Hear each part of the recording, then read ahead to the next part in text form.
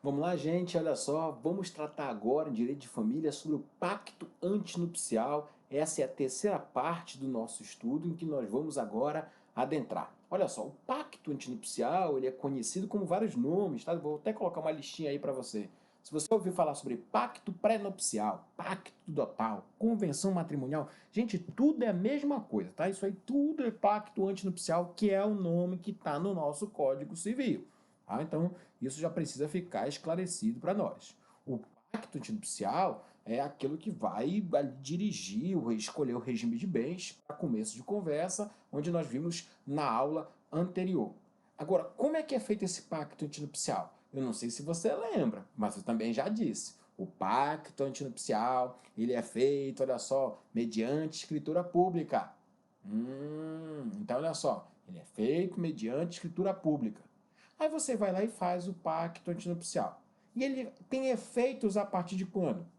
Ele vai ter efeitos a partir ali do casamento, a partir do casamento. Então, olha só, vamos anotar então duas regrinhas básicas sobre pacto antinupcial. Condição de validade. Condição de validade. Para ele ser válido, tem que fazer por escritura pública. Condição de eficácia, olha só, é o casamento.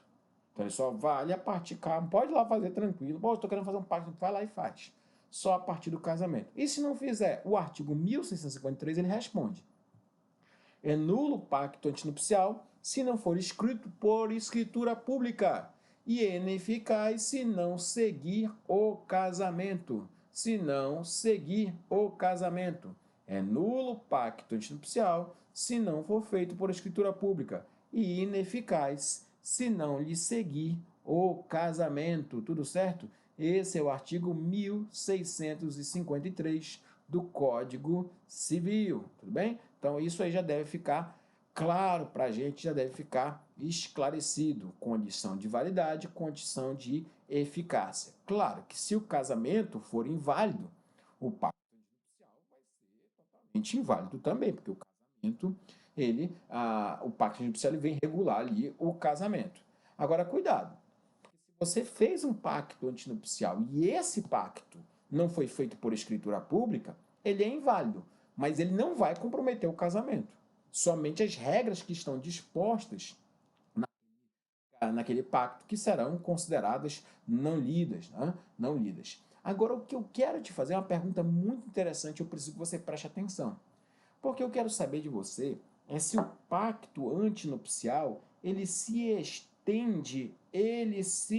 estende a analogia? Será que a gente pode considerar isso para quem está em união estável? Para quem estará em união estável. Então, olha só, aqui, meus amigos, olha só, chegou-se a afirmar, né, olha só, que não é viável a comunicação entre bens adquiridos por um só dos conviventes antes do início da vida em comum. Então, olha só, não era viável você comunicar, eles foram lá, fizeram um contrato de convivência, etc., que não poderia se justificar. Só que é o seguinte, tá? Só que é o seguinte, o que eu quero te dizer é que o STJ ele vem dando um entendimento seguinte, que se você foi lá e fez um pacto antinupcial, não casou, mas depois passou a viver em união estável.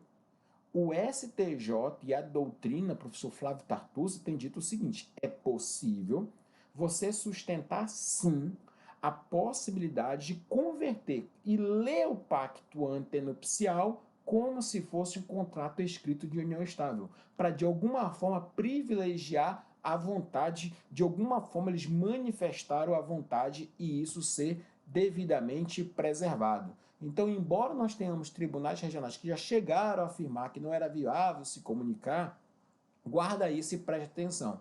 Para a doutrina e o STJ hoje, majoritariamente, já posso até dizer isso, as mais recentes decisões, isso podem ficar tranquilos, é no sentido de que pega aquele pacto antinupcial, não casaram. Eu sei que a condição de eficácia dele é o casamento, você já deve ter anotado.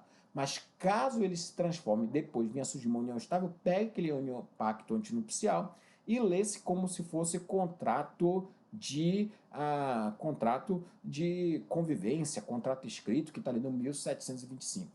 Agora, vamos avançar um pouquinho e fazer uma pergunta, tá? E o pacto antinupcial no casamento putativo? Você fez o pacto antinupcial, mas depois descobriu que aquele casamento ele foi nulo ou foi anulado. Esse pacto antinupcial vai ter algum efeito? Vamos lá no 1561. E ele vai dizer o seguinte: embora anulável mesmo nulo, se contraído de boa-fé por ambos os cônjuges, o casamento em relação a estes, como aos filhos, produz todos os efeitos até o dia da sentença anulatória. Até o dia da sentença anulatória. Então, meus amigos, olha só, vamos organizando o nosso pacto antinupcial. Ele é o que trata do regime de bens. Sim, condição de validade, escritura pública. Condição de eficácia, casamento. Não fez por escritura, ele é inválido. O fato de ele ser considerado inválido vai invalidar o casamento? Não, não tem nada a ver. Agora, se o casamento é inválido, claro que não tem pacto. Organizamos isso? Tudo bem. O pacto antinupcial, ele se estabelece na união estável? Olha só, poxa, a condição de eficácia é o casamento, eles não casaram, como é que eu vou dar efeitos? Não, isso está falando para quem nunca casou, para quem, poxa, fizeram, mas nunca tiveram algo mais sério. Mas diz a doutrina, e até pelo artigo 170 do Código Civil, que é possível, sim, a gente dar uma releitura, conformando a vontade, convolando, salvando a preservação do negócio jurídico. Tá? Ainda que o casamento até seja putativo, olha só, para o putativo, nós vamos salvar em alguma maneira para aquele que está de boa fé o pacto antinupcial. Agora eu queria que você colocasse duas regrinhas aí, duas regras não, mas duas observações a respeito do pacto antinupcial. Primeiro é a decadência do pacto antinupcial. Quando é que ocorre o pacto, a decadência, quando é que ele decai? Ele decai, gente, simplesmente se eles não casarem. Se eles não casarem, o pacto decaiu. Se um morre, o pacto decaiu. Então, o que é a decadência? É quando eles simplesmente não vão dali para frente. Ele é válido? É, mas ele tem efeito? Não, ele decai. E segundo, caducidade. O que é a caducidade? O João vai lá com a Maria e faz vai lá, o Joãozinho vai com a Maria e faz um pacto nupcial. Só que depois a Maria, em vez de casar com o João, casa com o José. Aquele pacto que caducou. Aquele pacto houve a caducidade. Houve a caducidade. É importante nós compreendermos isso, tá? É importante nós compreendermos essa questão, que é muito interessante. Onde é que o pacto ele é organizado, ele é registrado? O pacto antinupcial, segundo o artigo 1657 do Código Civil, ele vai dizer que as convenções antinupciais não terão efeito perante terceiro se não forem feitos em livro especial, pelo oficial do registro de imóveis. Eu falei na aula anterior, mas agora eu mostro para vocês o 1157. Ele fala registro de imóveis, imóveis, imóveis dos domicílios de cônjuge. Então, Elon, olha só, deixa eu te explicar. Vai lá no cartório de registro de imóveis, faz o pacto nupcial, sai de lá, vai no outro cartório de pessoas naturais para fazer o procedimento de habilitação de casamento. Vai em dois cartórios, tudo bem? Então, só para deixar isso bem claro. Esse é o local onde ele é registrado. O pacto é registrado naquelas situações onde nós temos um regime de bens diverso da comunhão parcial. Agora, esse 1653, ele te dá também um regramento muito interessante, né? 1157. Por quê? Ele diz o seguinte: se você não vai lá, ele não vai ter efeito em relações a terceiros. Não vai ter efeito em relações a terceiros. Mas ele pode ter uma consideração de efeitos em relação aos cônjuges ali, tudo bem. Ele não é válido? É, a validade permanece e os efeitos vão ficar limitados aos contraentes. Porque você não levou o cartório. Se tivesse levado ao cartório, nós tínhamos um efeito ali de publicidade. Nós temos esse efeito de publicidade. Faz por escritório pública, leva no cartório de registro civil e depois registra lá no cartório de imóveis. Aí agora é o terceiro cartório. Cartório, registro de notas, faz no cartório e depois no registro de imóvel. 3 cartóriozinhos. E depois faz a averbação, pega isso aqui e onde tiver bens do casal, sai averbando. Entendeu? Vai no título de notas, faz ali o pacto nupcial, vai no cartório de registro civil de pessoas, faz agora, apresenta no procedimento de habilitação, pega esse pacto nupcial e registra no cartório de imóveis. Depois, onde estiver bem, sai espalhando aí o pacto antinupcial. Tá? E se for um menor de 18 anos que quer casar? Os pais autorizaram a casar. E aí me diz uma coisa, e o pacto antinupcial precisa dos pais também? Vamos lá. Olha o que vai dizer para a gente o 1654. A eficácia do pacto antinupcial realizado por menor fica condicionada à aprovação do seu representante legal, salvo as hipóteses de regime obrigatório da separação de bens, salvo nessas situações do regime obrigatório da separação de bens. Então, nos outros, claro que você vai ficar precisando do pai. Mas por que não vai ter no regime da separação obrigatória de bens? Gente, esse menor de 18 anos, o pai não deixava nem ele casar. Aí o juiz teve que entrar, agora vai ter que tratar de pacto. Não, o pai lavou as mãos, ele falou, não quero me meter com nada desse rapaz aí, eu não tenho mais nada a ver com isso, eu tô fora, então olha só, não vou me meter com nada. Então cuidado, a regra é que se for menor de 18 anos, autoriza para casar, mas tem a necessidade da assistência também para o pacto antinupcial. E aí, minha gente, eu venho com a última ali, né, pergunta que mais palpitante nós temos hoje, que seria qual o limite do pacto antinupcial? Bem verdade, o pacto antinupcial, ele foi feito para quê? Ele foi feito, gente, para nós discutirmos regime de bens. Mas será que ele poderia constituir um outro tratamento? Será que eu posso ter no pacto antinupcial uma disposição para que você possa tratar sobre quantos filhos vai ter, pode tratar de questões de para onde vai ter que ter viagem, de se vai morar em casa ou em apartamento? Será que podem ter essas disposições? Será que isso cabe dentro do pacto antinupcial? Olha só, gente, a doutrina clássica, a doutrina assim mais tradicional, ela dizia, Maria Helena Diniz, dizia, não, diz, né? Diz que só pode ter pacto antinupcial para quê? Pacto antinupcial só pode existir para tratar de regime de bens. Pacto só pode existir para tratar sobre regime de bens. Agora, veja só, cuidado com essa questão que você tem que prestar muita atenção aqui. Por quê? Porque quando você olha para o 1655, ele vai dizer o seguinte, é nula a convenção ou a cláusula que dispor de algo contra a lei. Então, olha só, a doutrina passou a dizer o seguinte, olha, se tem algo que não está relacionado à lei, algo que não está ali limitado à lei, é possível sim, em algum momento, respeitar a intenção das partes e colocar no pacto antinupcial. Porque a doutrina hoje contemporânea, ela olha e fala assim, não, o que não pode ter no pacto é algo que vá contra a lei, mas o que não tiver contra a lei eu posso colocar, não há nenhum problema quanto a isso. Gente, a jurisprudência tem aceitado isso, tá? A jurisprudência tem aceitado outras questões relacionadas ao pacto antinupcial, é um princípio ali que nós podemos também ter, até existir, porque o pacto ele pode tratar com questões relacionadas a um outro regime de bens fora aquele que está previsto. Temos que lembrar de um direito de família mínimo, intervenção mínima do Estado, um respeito à valorização da família, da autonomia, das relações privadas. E aí eu trago, inclusive, um enunciado que gira em torno dessa conversa que nós temos. Olha só, o estatuto patrimonial do casal pode ser definido por escolha do regime de bens, definidos lá no 1639 para 1640.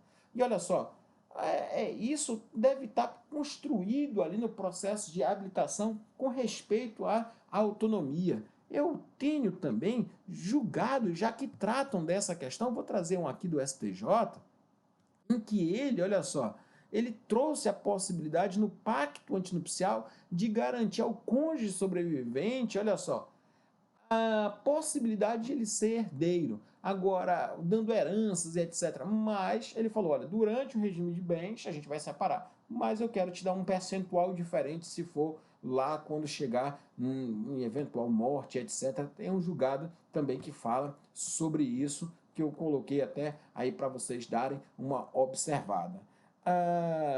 Aí, né, sobre isso, eu quero agora lançar para vocês as duas correntes sobre essa disponibilidade para você gravar os autores, tá? E aí eu vou deixar aqui na tela para que você possa ali anotar depois, na hora da prática, na hora da preparação, ver qual é a doutrina que fala sobre cada um. Eu vou lançar aqui para você, para que você possa ter bem organizado qual é a corrente doutrinária que vai ali, seguir a opção que você vai defender, para você também, ou então ouvir as duas, para construir a sua reflexão.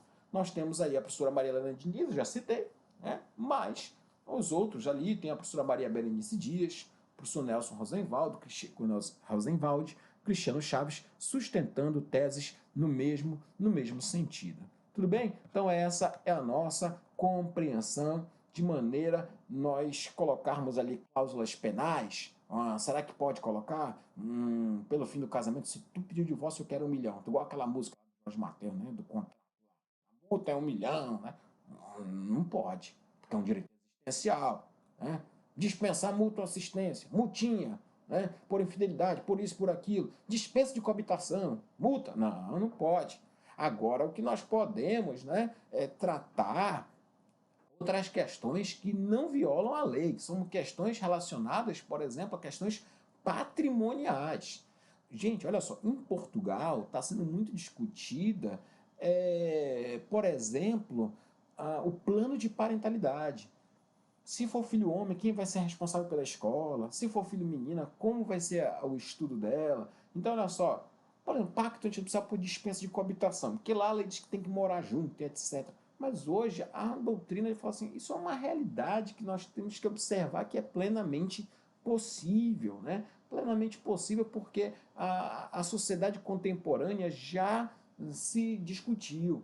Agora, o que não pode ter, por exemplo, assim, é taxa por infidelidade, porque isso é um direito existencial, isso não está numa veia patrimonial, você não pode monetarizar ali o afeto. Então, olha só, indenização pelo desamor, não pode, né? Então, olha só, prestação pecuniária, substituição, né? Então, olha só, agora nós já temos, por exemplo, uma razoabilidade muito interessante, tá? Quando nós estamos tratando de, vamos dizer, alimentos compensatórios, né? Então, olha só, vou só te dar aqui uma ideia, porque alimentos compensatórios não tem nada de alimentos.